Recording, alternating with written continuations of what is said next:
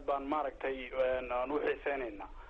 waxaan rabay marka fikirkayga inaan ku daro horta waa habeenkii ugu horreysay oo aan arko anigu nin le waxba aan bartay ama dictor baan ahay ama xal Soomaaliyeed raadinay marka waxaan arrinta anigu ku dari lahaa qaybta Soomaaliya ay u burburtay ama ay ku burburtay waxaan leeyahay horta nimanka isku tilmaamo waxba aan baranay ama aqoon-yahanka ayaa horta ka qayb qaatay sababta waxay tahay intaas oo sano 19 sano ama 21 sano ayay fiirsanayeen calankii Soomaaliyeed iyo macnaha dadkii Soomaaliyeed oo waraab cunahayo marka inay caawa yiraahdaan finalku ugu dambeeyay doorka uu yiraahdo hal baan Soomaaliya u raadinayna horta dhibaatada ayagu waxbay ku leeyihiin waxaan kaloo leeyahay tala ahaan haddii hal Soomaaliya loo rabo group badan oo dad aqoon-yahana oo tiro badan oo isku yimintay soo balansadaan inay yiraahdaan maaragtay halka Soomaaliya raadinayna oo ayagoo maaragtay tiro badan maaragtay ay maaragtay ka soo maaragtay aan television ka aragno marka waa ka xunaa waqtiga ka dhacay marka waxaan ku soo ururinaynaa dhaliil aad u jeedinaysid aqoon-yahanka meel kastoo ay joogaan iyo talaad u soo jeedinaysid oo ah dhiirigelin inay hawsha ku dhaqaaqaan maadaama aad ka heshay caawa sida aqoon-yahan Dr. Cali uu uga hadlay arig waa maadsantaa walaal haye Ustaad Faysal dhaliilaya laakiin markaa hadashaad waxbaa dadkii u baxay aniga fiiri waxaan aad raali uga ahay dadka aqoon-yahanka in la dhaliilo anigu ka mid ka ahay sidaas ayaan maaragtay run ahaan markii aan annagu isa joognana sidaa aad hadda u hadlayso ayaan u hadalaayo waa isdhaliilaa maxaa jira annaga waxaan wax ku soo baranay canshuurta dalka odayaasha iyo habriina dhalay ayaa waxna soo baray canshuurtii dalka marka wax ku soo baranay saa daraaddeed waxaa weeye xaq waxaa loogu leeyahay dadka mutacalimiinta ah xaq waxaa loogu leeyahay oo ruux kasta ugu leeyahay inay halgamaan ooy dadka nabad u keenaan oy waxbarasho u keenaan xaq baa loogu leeyahay sidaas daraaddeed aniga iyo in badan oo saaxiibo aan nahay iyo in badan oon isnaqaano iyo in badan oo darfaha Soomaaliya kala joogta run ahaan waxaan dalka u joognaa gudihiisa wax kale maaha Faysalow waxaa weeye dadka masaakiinta ah oo laga soo kala cararay ayaa waxaan rabnaa inaan wehelu noqono marka wehelkaa waxaan rabaa horta inaad ila noqoto Faysal hagaga cararin meesha waxaan kaa rabaa oo kale inaad ikaalmayso aniga inta kale annaga waxaan kaa ballan qaaday intii la ururin karo dad wax bartay inaan soo ururino haddana waxaan isleeyahay ani waqti ugu fiicnayd oo la isla gartay midaas Dr. aad baa mahadsan tahay qofka ugu dambeeya oo ka soo qayb galayaasha ayaan siin doonaa waa yahay mikrofoonka lagu keeni doonaa magacaaga sheeg Dr. dhaliishu waad qaadatay markiiba adiga horaan ka qaatay maxaa jira Soomaalida badankeed dhaqanka waxaad moodaa inuu ku yara adag yahay qofka dhaliishu ciyoon ma qaato marka hore wuxuu ka bilaabaa inuu isdifaaco marka dhaqan cusub baa caawimoodaa inaana barayso meesha waxaan isleeyahay dadku waxay u baahan kulli inay tooba keenaan maxaa jira aniga haddaan tooba keenin dadku waxay u tooba keenayaan magacaaga ka bilow iyo waxaad kusoo kordhinayso waxaa tahay qofka ugu dambeeya barnaamijka oo dhan aan kusoo gabagabeynayno telefoon iyo kasoo qayb galayaal haye السلام عليكم مقعد واحد حاو وحربي إن أمهات كليو Universal يو دكتور علي وحربي مركينا ودي فكرة كله أنا وحن كمد هاي المها أو ودنيا عشان كوكراي هذا أو مركي دجالك أو بلعبني 88 كي يو دتك مركز الله شيء marka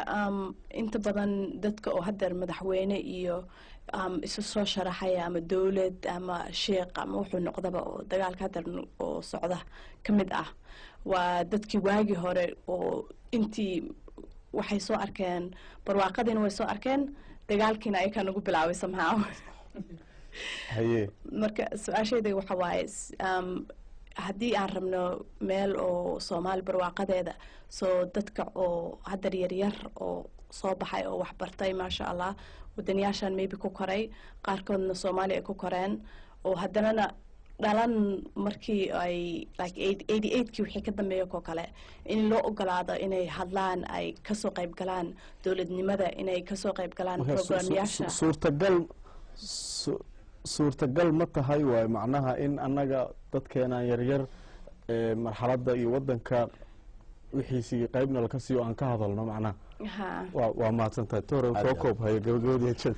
aad baan u faraxsanahay gabadhayda sida fiican runaan u soo jeesay waa arday wax baranaysa oo waxay mathilaysaa dadka badankiisa waa dadkii waagaa dhashay iyo intii ka dambeysay Soomaalida iyaga intaas u badan tahay أنا waxaan isleeyahay برنامج ku saabsan dadka yaryar iyo si loo arko waxaan isleeyahay waa meelaha ugu xoog badan ee Soomaalidu ka leexday bay kamid tahay waa munaasabaad kale insha Allah ayaan kaga hadli doonaa meeshaas laakiin marka saas loo fiiriyo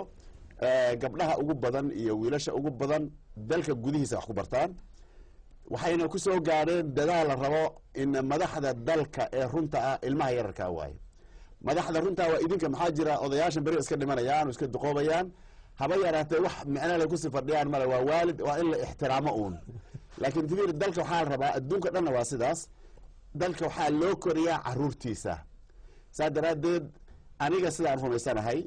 iyo fikirka markii jaamacadda iyo tacliinta education ka shaqeynayna saan rumaysanahay waxa weeye in la soo saaro dadka caafimaad qaba jirada hore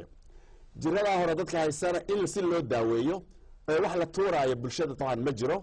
idinkan waxa la idinka rabaa inaad dhinacna wax ka daaweysaan oo odayaashanada wixii jiran kuwa wax soo dilay kuwa kharaabka in la daaweeyo la rabaa dhinaca kale waxa la rabaa inaad iyagu u noqotaan dadkii hogaamin lahaa mustaqbalka gaar ahaan waxaan ogahay dadka banaanka jooga caruurtu say u badan yihiin inaysan soo gaarin levelka university waa ogahay studies baan ka sameeyay meelo badan inkastoo islaahay way soo fiicnaanayaan hadda waxay markii ugu dambeysay hadda ka fiican yihiin marka waxaan isleeyahay ka qaybgalka dhalinyarada doodaha cilmiga ee ku saabsan waxbarashada ee ku saabsan dhaqaalaha ee ku saabsan siyaasadda iyo reer loo sameeyaa iyo loo ilaaliyaa jawigaas iyo bulshada qariban oo reerka u kala qaybsan waxaan leeyahay haddii si sax looga qayb geliyo qaybta ugu muhiimsan iyagay noqonaysaa mustaqbalka laakiin waxaa la rabaa ka qaybgalkiina idinkana waajib baa idin saaran waxaana inaad fahamtaan waajibkiinu inuusan ahay aad dadka eedaysaan oo tidhaahda aniga waa yarahay waa dhaweyd baan dhashay ma yarid yani ruux 12 sano iyo 13 sano soo gaaray ruux yar maaha mar hadduu meesha soo gaaro waxaa la rabaa inuu isu diyaar gareeyo inuu hoggaan noqdo hoggaan yaa noqda waxaana bulshada ina ay fahamto hoggaan waxaa noqda ruuxii niyeysan